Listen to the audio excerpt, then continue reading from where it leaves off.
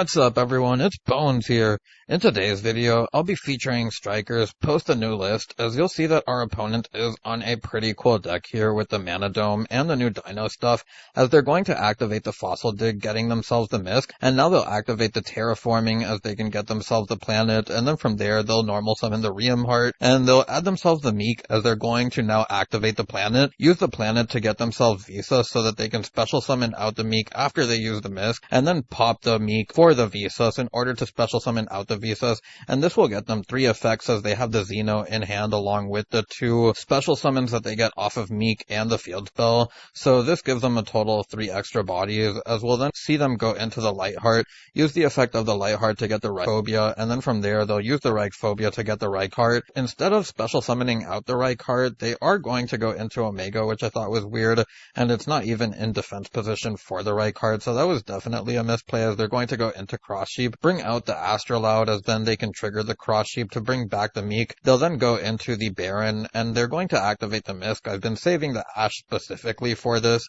and they're not going to negate it, which again it really doesn't matter considering our hand. We do have a great hand going second into a board like this, and we get a top deck Widow Anchor on top of that, so now we just have responses to whatever our opponent does, and we waited for Omega to activate its effect in order to make our Thrust live, so we're going to negate the Omega here, as we're then going to go into our main phase, and then from here we can activate the Thrust. Our opponent will activate the Omega. They shouldn't have done that because they play into talents that way, but we're going to get a second copy of Engage, and at this point I just felt like my opponent couldn't touch me, so I was pretty cocky with it, and we're going to activate the Engage. Our opponent is going to activate the Baron, we're going to chain the Widow Anchor, and then from there we're going to get ourselves an ad for the Afterburner, as we're then going to activate that Afterburner, pop the Baron, and then we can get pop of the field spell as well, since we have 3 spells in the graveyard. Activate the Engage, this will get us the multi-roll plus a draw, as we get an Area 0, and that was an insane top deck, but from here we're going to activate the Area 0,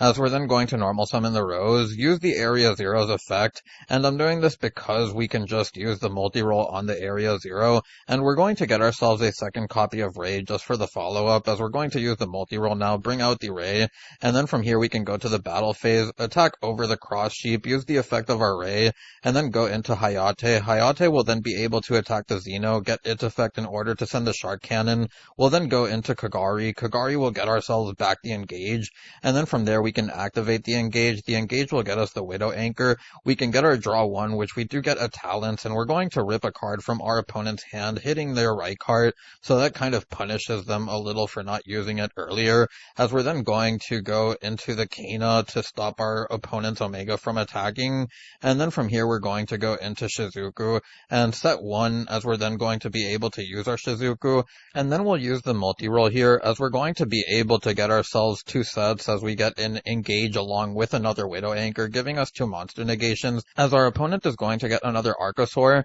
and then from here they're going to normal summon it. I'm not really going to do anything as they go into Linkuriboh. They see that they can't attack because of Kana, and then I am going to stop the replay a little bit short, as my opponent ends up scooping, and I kind of want to talk over what I would have done for the people who may want to know. But they're going to try to use the Omega, and now I'm going to steal both his monsters with my Widow Anchor. We can then go into the main phase 1, and then we'll go into the Hayate, as we're then going to normal summon the Ray, and at this point I was calculating damage. I'm going to stop the replay here, but all we had to do was go into our Light Charmer with the Omega and whichever Sky Striker link, and then from here we revive the Omega off of the Lina,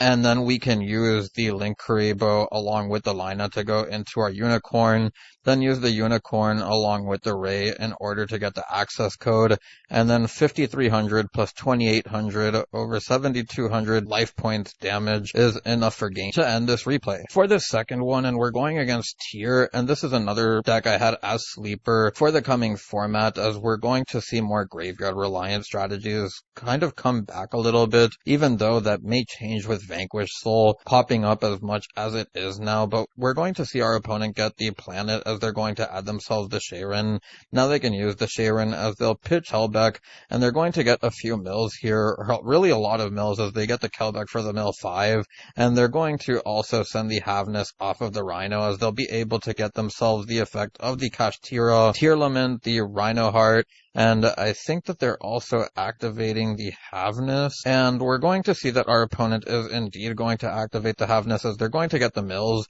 off of the Kashtira, Tearlament, and the Rhino Heart, and then they're going to send the Merly, get into their Kaleido Heart as they'll use the effect of the field spell to pop the Kaleido Heart. They can then go into a Mud Dragon off of the Merly and the Shadal Dragon, and then from there we're going to see them get the Kaleido Heart back as they'll go into the Redoer, and then from here they're going to use the Redoer in order to trigger the Sharon, and this is where they'll get their Dragos Depelia, and then they'll pass on to our turn as they get their Redoer back. Now we happen to get 2 Widow Anchors again, as we do have a kind of weird but good hand with the 2 Widow Anchor, 2 multi-roll, and the Area 0. The thrust just makes it better because our opponent was going to use Redoer anyways, so now we're going to steal both of their monsters that aren't Kaleido Heart, and the reason I'm doing this is because I don't care if our opponent uses the field spell in order to pop the Kaleido Heart so that they can Kaleido Heart pop whatever we do, because we're doing the minimum resource stuff that allows us to keep our engine fully intact, as our thrust is already live and we have the multi-roll into Area 0 for the Ray, so that we can get access into engaged Kagari looping, and I think we already even knew what our opponent had in hand, so I'm just going to go into the dark, and then our opponent is going to hit us with the Mudora, and that's another reason why I did it. I wanted to get rid of their shufflers and potentially bait them this way, because I didn't want the Kagari to get hit with the Mudora that I had seen in the graveyard previously, but we're going to then see that our opponent is going to shuffle their cards back, and weirdly enough, they did kind of use their shufflers weird in this game. You'll see momentarily what I mean by that, but they're going to get themselves the effect of the Kaleido, they're going to get themselves the Celiac Surge, which will get them the Havness, and at this point, I'm just feeling cocky again, as we have the ability to activate the thrust to get ourselves the engage. We know that they can't stop this, so they're going to just watch us activate multi-roll and engage, as we'll get ourselves a search for the Afterburner along with the Desires,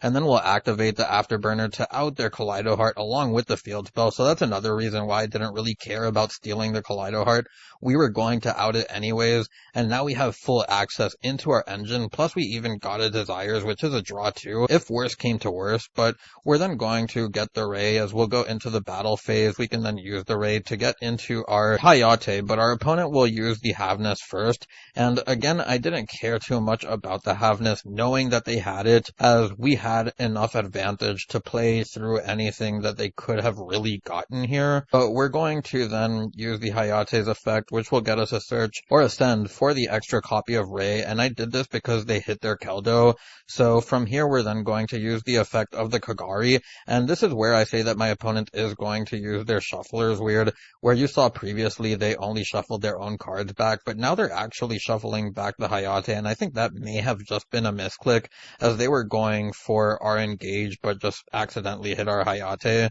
But we're going to get our engage back, and because of this, I'm not even going to end up using the Desires this turn, as I just felt it was appropriate to keep my resources for the follow-up turn, as we're just going to have the ability to use the Shizuku along with the engage, or the multi-roll, and this will reset our entire board basically, as our opponent is going to end up drawing a Malicious for turn. They'll set the Soliac, and then they'll just end up surrendering on that. So with the replays out of the way, we can finally get onto the deck profile, and you'll notice that I'm on 3 of each of the main extra deck monsters, and I know some people may choose to play 2 Hayate, and usually that's because they're on Effect Veiler and playing the Celine, but I'm not on Effect Veiler, and I like having access to the 3 Hayate, 3 Kagari, 3 Shizuku, so that explains that. We then have the Kana and the Zeke, and to round out our extra deck, the Lina Dark are just staples, Unicorn and Access Code as well. They help you go for game for a deck that